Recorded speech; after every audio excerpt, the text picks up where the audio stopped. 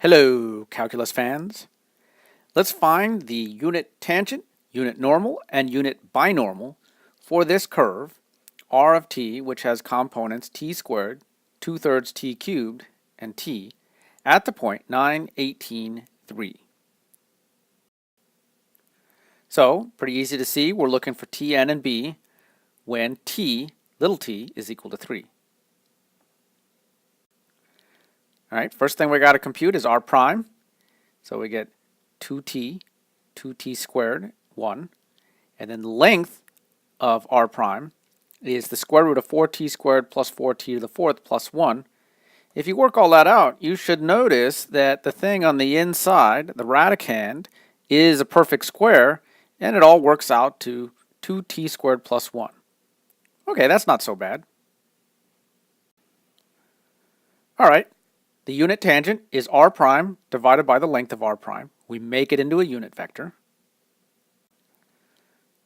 So if we do that, then we get this expression here.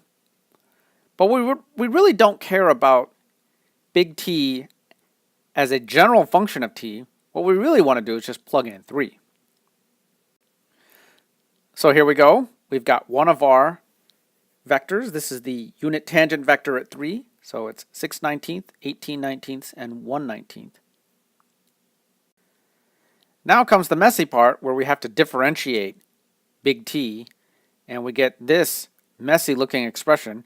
It's so big, I had to split it up into 2 lines. So right here, that's the I component. Here's the J component. Here's the K component.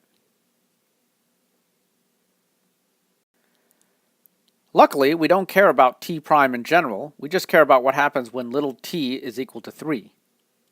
And we get this vector. And now the unit normal vector is t prime of 3 divided by the length of t prime of 3. So we have to make this into a unit vector.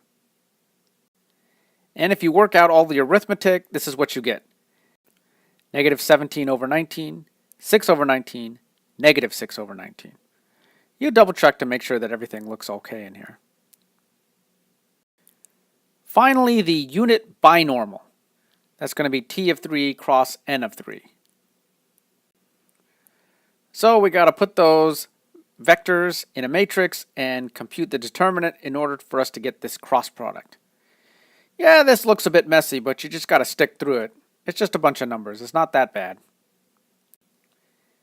And if you work through the whole thing, you end up getting 6/19 I plus 1/19 J plus 18/19 K if you work out all the arithmetic. Now, one of the things that you should check, and this would be a good thing to verify when you're working out these problems, T, N, and B are all unit vectors, and they are all orthogonal to each other. So compute their lengths, make sure that it's 1, and also verify that they're orthogonal to each other. And remember, we have a very easy way of doing that.